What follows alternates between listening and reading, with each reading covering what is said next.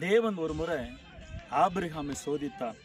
ஆனா அந்த சோதனையில ஆபிரகாம் வெற்றி பெற்றார், தேவன் மகிமைப்பட்டதை பார்க்கிறோம். ஆனா அந்த சோதனையில ஒரு சரித்திரம் உண்டானதை நான் பார்க்கிறோம்.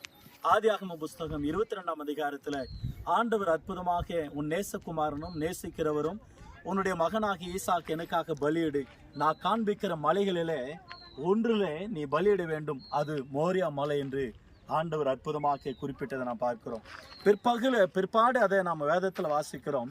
2 நாளாகம புஸ்தகம் 3ஆம் அதிகாரத்துல பின்பு சாலமோன் எருசலேமிலே தான் தகப்பனாகிய தாவீதுக்கு காண்பிக்கப்பட்ட மோரியா என்னும் மலையில எபூசியனாகிய ஓர்னாவின் களம் என்னும் தாவீது குறித்த ஸ்தலத்திலே கர்த்தருடைய ஆலயத்தை கட்டினான் என்று வாசிக்கிறோம்.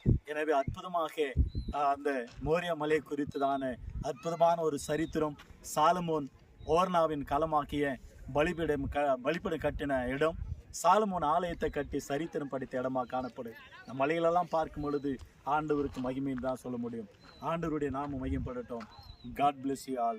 God bless you.